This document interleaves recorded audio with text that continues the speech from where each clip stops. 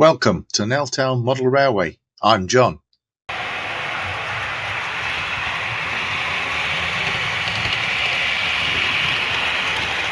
This is the place where we design and scratch build, kit build, and do lots of scenery. Welcome to the Motorway, Part 4. So how do we go from these simple parts to this finished motorway gantry? In this video, I'll show you.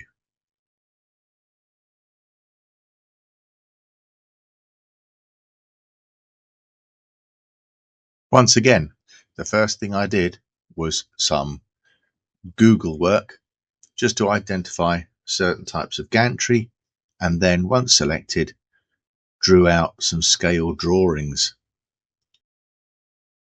I forgot to video this part, but as you can see, the support legs are a fairly simple construction.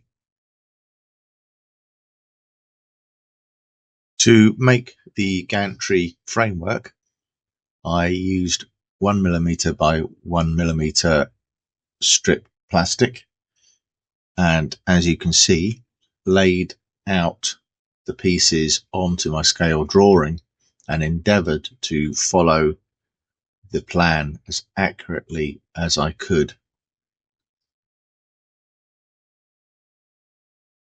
Once I'd made these 4 sections, the outside edges, I left them for 24 hours to dry.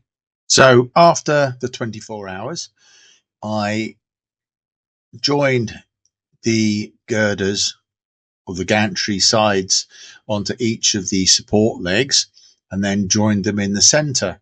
And as you can see in the image, I've used very thin 0.025 plastic sheet cut into little squares, which appeared to be on the photographs of the real thing in the center. So I'm assuming it can be, when they're made, a single or double span due to that.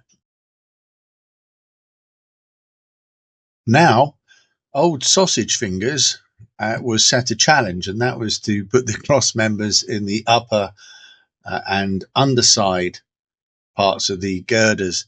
And as you can see, lots of things dropped away as I tried to stick them, and when I stuck one, another one fell out. So it took a fair amount of time to achieve the aim, but eventually I succeeded. I will say I used super glue for sticking in the cross members, and as they dropped out and I tried to pick them up, there were a few choice words as bits of plastic stuck to my fingers.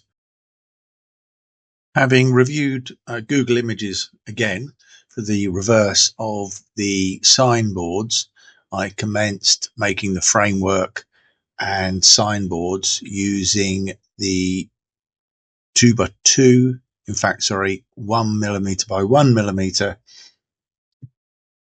strip, and also the sheet of 0.5mm.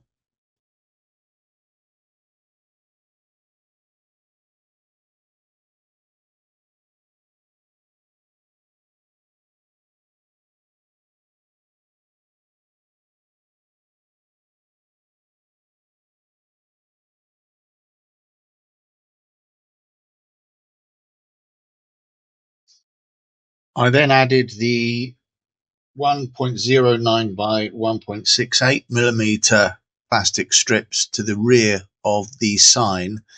As you will see, there are like ribbed strengthening members to the back of the sign, apart from, as well as the uprights.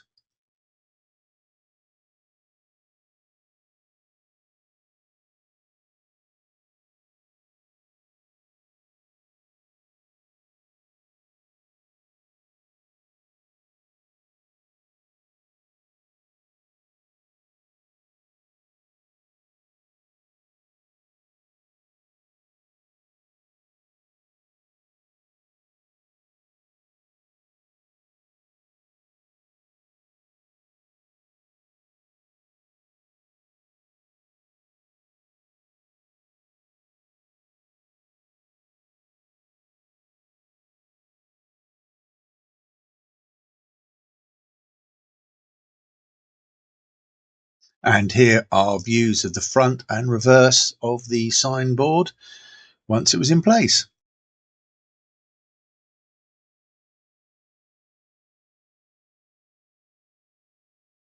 I then made the matrix board hangers or frameworks for the 6 lanes north and southbound.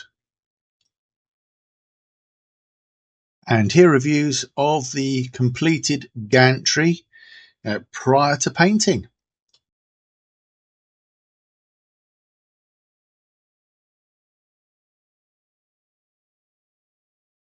Having reviewed Google, it would appear that the gantries on the motorways in the UK are coated with something, and from what I could see, the closest representation was a standard acrylic primer in grey. I then set about constructing the platforms that would be attached to the side of the flyover in order to be the supports for the gantry. The 2 platforms are different lengths, as you can see, and for the base of the platform I used the previously used preformed items that I used on the flyover, and then added the various sizes of uprights and also like a kickboard using 1.09 by 1.68 millimeter styrene strip.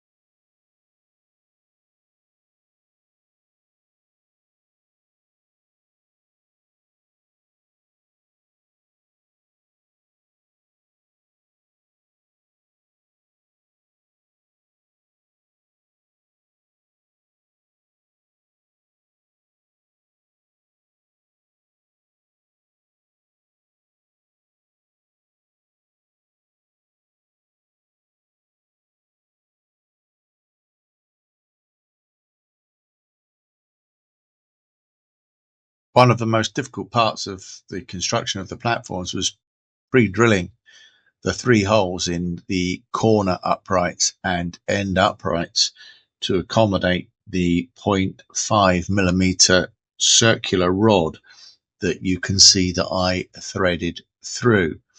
I didn't drill holes in the center posts. I just stuck the rod to those. as I thought they would probably be clamped.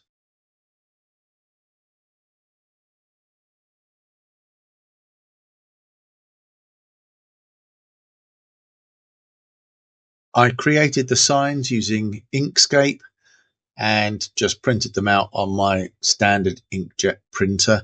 Getting the blue for the background was the most difficult part. I then turned my attention to the matrix boards, having worked out their approximate sizes from Google.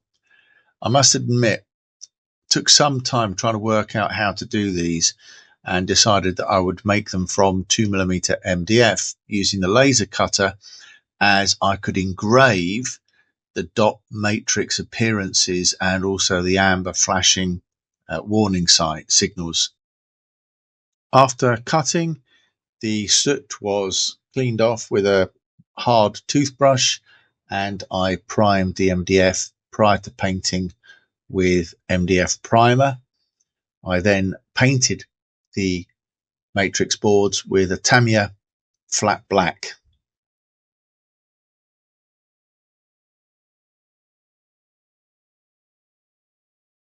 Once the black paint had dried, I moved on to painting in the 50 mph speed limit, and as you can see, it was delicately done with a cocktail stick and Humbrol flat matte white. There was a little bit of overpainting, so I just gently brushed across more flat black just to take out the overpaint.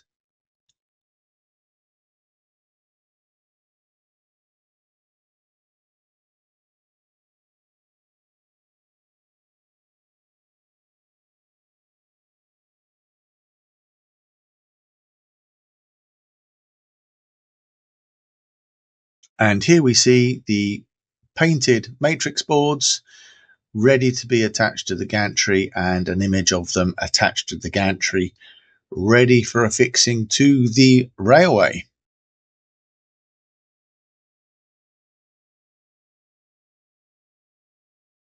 All in all, even if I say so myself, I'm rather pleased with the final effect of my scratch built gantry, and I am looking forward to making further scratch builds in this type of format.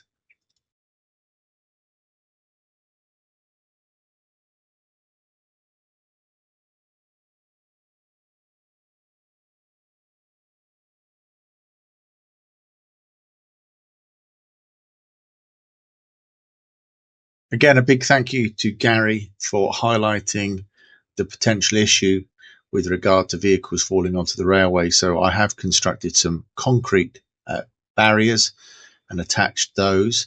These were made out of the same items I used for the Jersey barrier, and I've done a various stippling effect on them to give a concrete appearance. Thank you once again for watching, and if you did enjoy the video, please like and subscribe, and I'll be putting out some more videos. The next one potentially just doing the scenery work around the back end or near the back scene of the flyover, and then moving forward to underneath the flyover.